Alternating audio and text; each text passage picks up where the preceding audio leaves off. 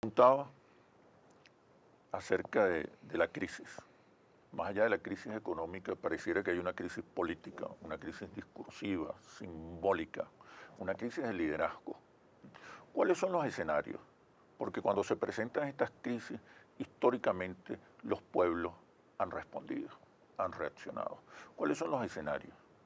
Hay un problema que quisiera acotar y con el cual creo que hay coincidencia con el profesor Pérez Pirela, y es que hay una gran dificultad del gobierno para comunicar. Pareciera que la propaganda, se considera bien servido con la propaganda en lugar de la información.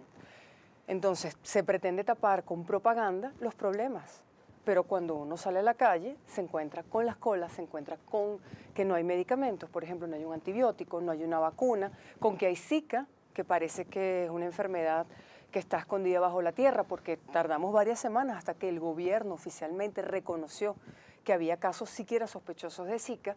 Entonces, con la propaganda pretendemos tapar la falta de ¿Qué información. está pasando? ¿Por qué ocurre eso? Eso genera ¿Qué le está terror pasando a en la los gente. líderes? Eso le da espacio a los rumores, le da espacio a la desinformación. Eso genera desestabilización, genera orfandad. Ustedes me corrigen si no lo ven así. Esa sensación de que no hay nadie que parece que considere que hay que informar y que hay que decidir. Eso yo lo acotaría por parte del Ejecutivo. No se informa, no se decide y con propaganda se pretenden tapar los problemas, pero no se tapa nada, porque los problemas están allí. La realidad es muy terca y siempre Completamente. emerge. Completamente. Usted hablaba de los escenarios. Yo creo que nos puede llevar a escenarios muy violentos, a escenarios en los cuales haya un desconocimiento de lo que queda de liderazgo del gobierno nacional, o llamémoslo chavismo oficial, si nos permite el término, o del liderazgo opositor, si se pudiese hablar de un liderazgo opositor con todas las críticas que haya. Ante ese desconocimiento, ¿qué puede suceder? Es decir, ¿en qué punto nos encontramos? ¿Puede haber violencia? ¿Puede estar la gente buscando la salida de otro factor que no sea el chavismo oficial ni la oposición? Es decir, como una especie de outsider, un sector outsider que pueda dar respuestas. Creo que nos podemos enfrentar a algo así. ¿Qué ocurre con el liderazgo del chavismo? El liderazgo se fundamenta en la palabra. El liderazgo se fundamenta en la palabra. Y hay en estos momentos, además de la inflación económica, hay una grandísima inflación de la palabra. Es decir, la palabra vale de menos en menos en boca de los líderes políticos de parte y parte. Por parte del gobierno se anuncia que se anunciará un anuncio que será anunciado. Y finalmente la gente está exigiendo un gerente cuya palabra se sostenga en el tiempo, cuya palabra se vuelva realidad, cuya palabra se transforme en acciones. Y por parte de la oposición se ha dado una especie de círculo vicioso de un perro que se muerde la cola constantemente y que sigue mirándose el ombligo de sus propias críticas al gobierno, que finalmente tampoco llevan a una propuesta específica. La gente está buscando que se le dé soluciones fácticas, reales, cotidianas a los problemas que está viviendo. Si eso no ocurre, ¿qué va a pasar? Estamos frente a un escenario muy preocupante, Porque la muy oposición complejo. no se ha constituido todavía en una alternativa y el gobierno no está dando las respuestas más acertadas. Es una bomba de tiempo. Ambos están Oscar. despilfarrando, la oposición la denuncia y la crítica, y el gobierno despilfarra el panfleto y también despilfarra el legado de Chávez. El por ahora de Chávez, el discurso de Rafael Caldera después del 4 de febrero. Es decir, en estos momentos el pueblo está expectante y es muy peligroso porque en situaciones como esta, quien hable claramente, quien avance propuestas gerenciales específicas, tiene mucha ventaja con relación al mundo político. Aquí nos hemos cerrado desgraciadamente y esto hay que decirlo. Por cierto, nosotros los preveíamos en un libro publicado hace ya varios años del Estado Posible. Es decir, aquí se está dando un bipartidismo de facto entre dos polos.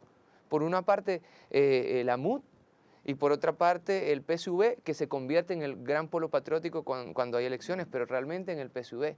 Y la gente se encuentra en el medio, viendo, insisto yo, a dos partes que se pelean. ¿Y por qué se están peleando? Y aquí entramos a tu primera pregunta, ¿no? Por los escenarios.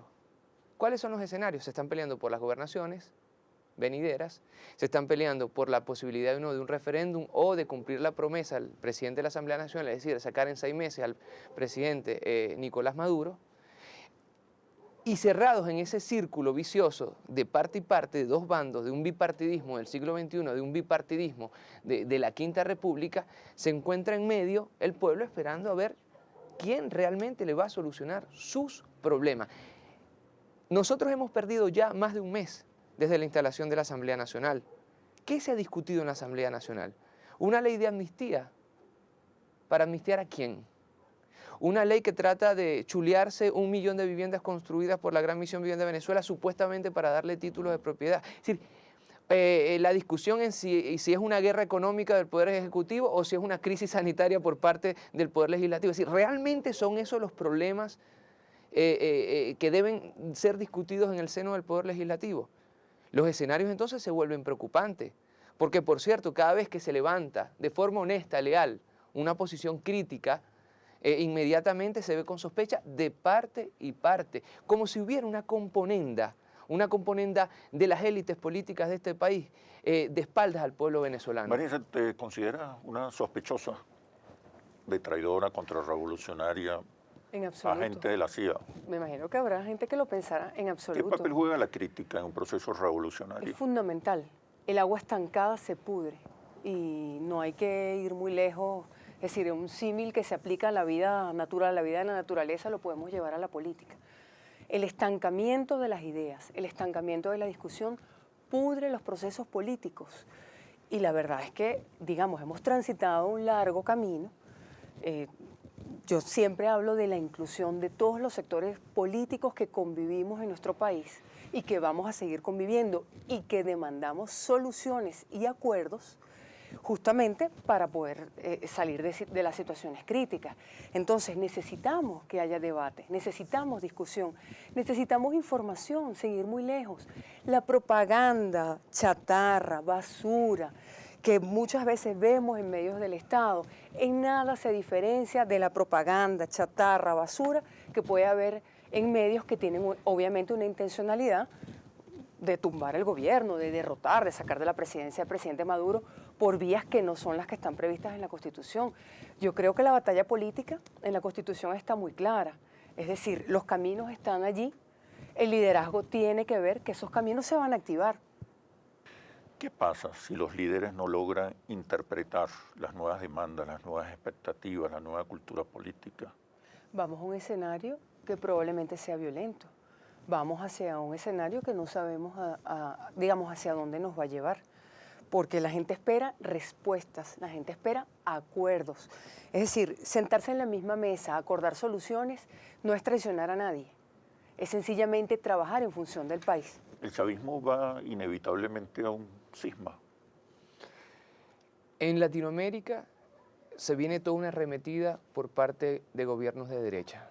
Y para responder a tu pregunta, yo pienso en García Linera, vicepresidente de Bolivia.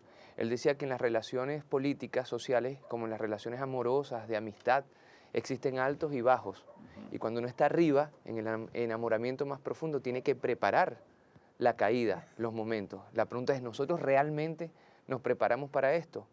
¿O el chavismo, de alguna forma, a través de una élite corrupta, de una élite ineficiente, de una élite burocrática, no trata de suicidarse? Pero el chavismo es un poder simbólico. Que va más allá de ellos, que va más allá de ellos. El chavismo no solamente es un poder simbólico, es un poder identitario también, es una manera de ver el mundo, es una cosmogonía. Es decir, el chavismo no es el PSV solamente, el chavismo no es solamente un ministro, un viceministro, el chavismo no es solamente un poder, sea este el poder ejecutivo o cualquier otro poder. El chavismo es un sentimiento profundo que está enraizado en las profundidades del alma, del espíritu, de la manera de hacer política del pueblo venezolano. El chavismo incluso permea la forma de hacer política de la oposición en este país, la forma de hacer comunicación política, la forma de gestionar la cosa pública, la res pública, la República Bolivariana de Venezuela. Es decir, yo, aún siendo crítico, y no hay que tomar la crítica de ninguna manera como una moda, Y ese es el error que han cometido algunos. Nosotros venimos siendo coherentes desde hace años con la crítica. No esperamos el 6 de diciembre, pero hay que tener un aspecto fundamental, Óscar y Vanessa, y no perderlo de vista.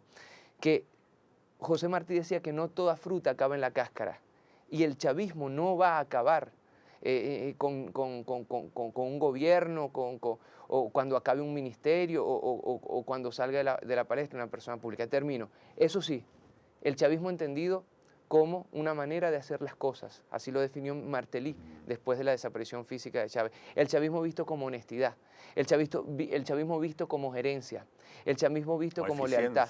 A mí nadie me va a decir o me va a tratar de convencer o colocar un bozal de arepas o no decir que un corrupto no es chavista, que un ineficiente no es chavista, que un burócrata no es chavista. Colóquese el color que se coloque en su cuerpo y en sus palabras. Hay una campaña internacional, una especie de nueva cruzada, de nuevas narrativas que pretenden establecer la idea del fin del ciclo de los gobiernos progresistas y populares en América Latina.